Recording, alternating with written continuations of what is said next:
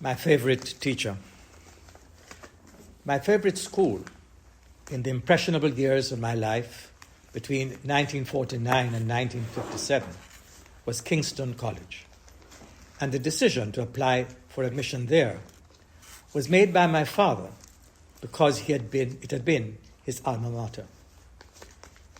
The pedagogical philosophy of its founder and first headmaster, the Right Reverend Percival W. Gibson, was to provide a high school education accessible to inner city boys that would lay a foundation for good citizenship. With 49 students registered, classes began on Monday, 20th April, 1925. The Latin proverb chosen as the school motto also appears on the coat of arms of Van Resrick family and the Palmetto Guard of Charleston, South Carolina. The translation is, "The brave may fall, but cannot yield. Fortis cadere cadere, non potest." And the strong sense of purpose inspired by those 5 words was indispensable to overcoming the struggles faced during the first 2 decades of its existence. In the words of an independent chronicler, the years I spent at the college turned out to be victory years, part of Casey's golden era. Quote, from 1949 to 1957, the school would win the Jamaica Scholarship 6 times.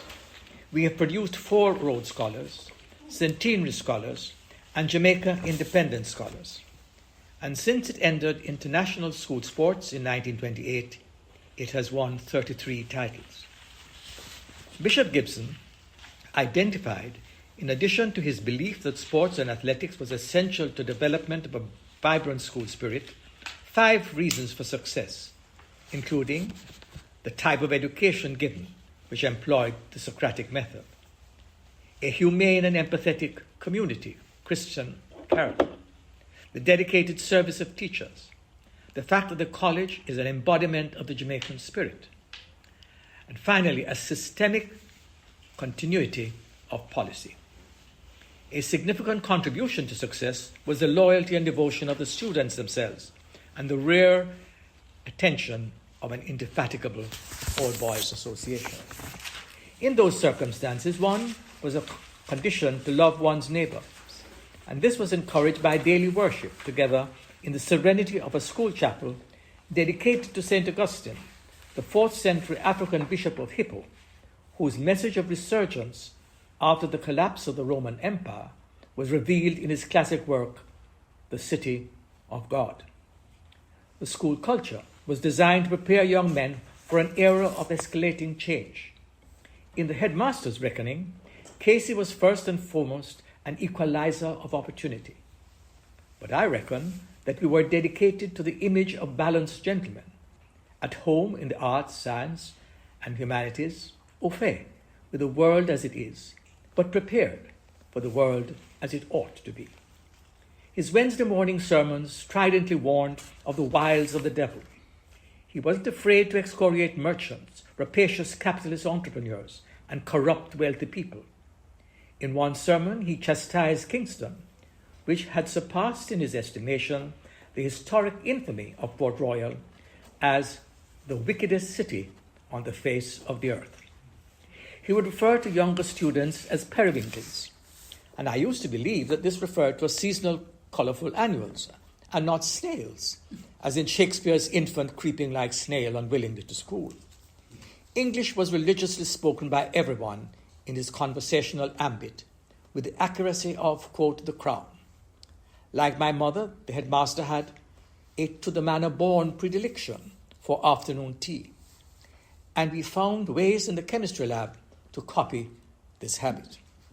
Religious knowledge classes were the most enjoyable. I was intrigued by his memory of so many verses in the Old Testament and how he would so navigate his reading aloud of passages that whenever he approached a passage unsuitable for family consumption, he would become silent, where the passage mentioned the sins of the flesh and the flawed morality of which the prophets relentlessly complained. He would recite rapidly the verse, stop for a split second when the text contains sensual, naughty aberrations, and seamlessly resume when the flavor of the rhetoric was less offensive. He displayed a disarming sensitivity when he discussed the theological differences between Anglicans and Roman Catholics.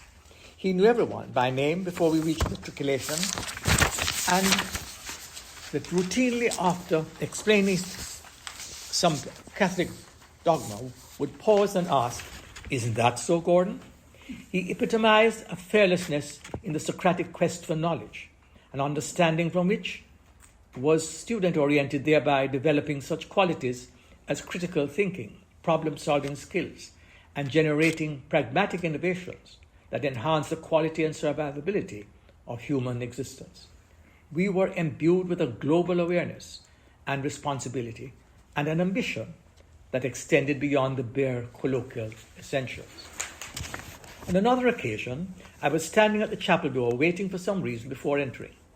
The bishop passed by me, and as he did, quoted in a voice that was audible to everyone within a 6-foot range from Psalm 84, verse 10, which goes, "I would rather be a doorkeeper in the house of my Lord than dwell in the tents of wickedness." I'm sure I must have looked confused as to what devilry had been detected in my demeanor. But I broke into an uncomfortable smile as I sensed that this was his unique style of, quote, rattling the suspect. On another occasion, I was hit on the back of the head by another student at the bottom of the stairs to the upper classrooms. He then rushed around and ahead of me up the steps. Without looking back, I instinctively followed him and quietly returned the blow to his head, rushed past him and looked back, only to observe that the headmaster was an unimpeachable witness to battery. The thespian quality of my volte-face, when confronted with a celestial judgment on injudicious, spurious behavior, was palpable. Bishop's sonorous admonition was unmistakably mocking, just like a little angel going up to heaven, followed by the suppressed laughter of comrade students. But my head teacher's lessons spoke volumes, underscoring its pedagogical value as a byproduct of embarrassing self-awareness. That I was absorbed and could define the trajectory of Casey's system of education was due almost entirely to another humble and wise individual, who, before I knew the significance of such a role, was my teacher assistant. We'll find his name in the above 1956 list of scholarship awardees. Edward Bumpy Clark was a few years older and steeped in the virtues of the Kingston College brand of education and socialization. He was a virtual acolyte of the headmaster, deeply religious, conscious of the real world, but determined to take holy orders. There is no other individual in my life that has more knowledge about everything you could think of, such as the Bible, Shakespeare, the Latin, English, and French poets. He was emphatic enough to afford caring for the poor and oppressed. Most of all, he was my friend and educational ally, reassuring and rehearsing me in the lessons he had learned as we climbed to higher level classes, but like me, not appropriate to our age, because we were by a far stretch the youngest in our respective classes. Everyone who met him remarked on his wisdom, his patience, his neighborly goodwill, and his integrity. In my early school days, when nothing about the appointment of TAs as graduate schools like Fuqua Business School in Duke University, where my granddaughter has been operating in her second year as a teaching assistant for students getting in their stride, marking and grading, doing one-on-one elucidations of perplexing concepts taught by the lead professor. In similar measure, did I benefit from the thoughtful counseling that made me attain greater understanding and higher marks.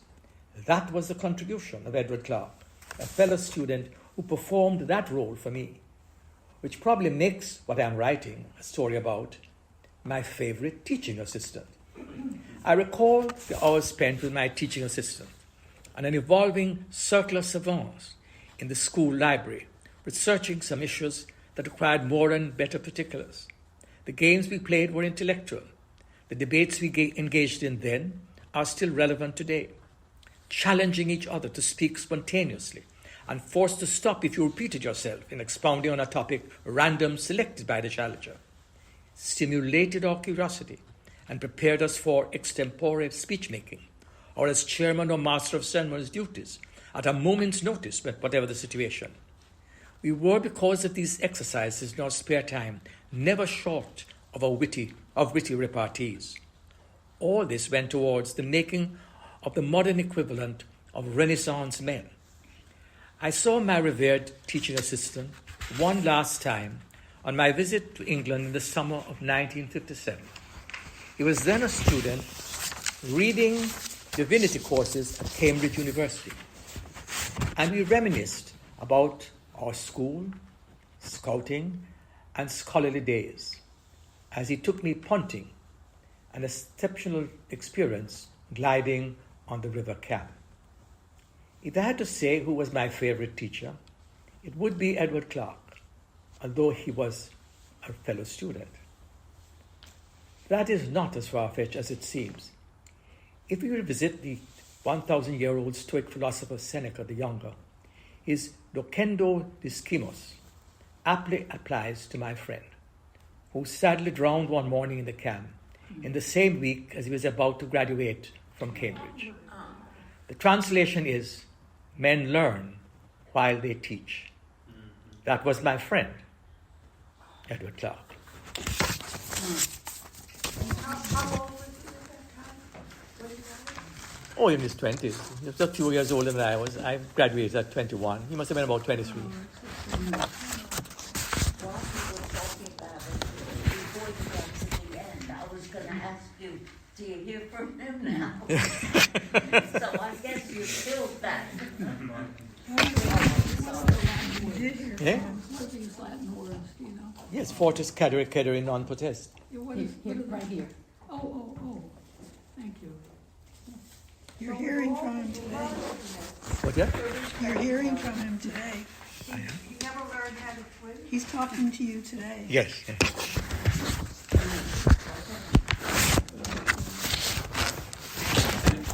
Okay, my favorite time. We've all been there. We're doing something we know we shouldn't, and bam, we get caught.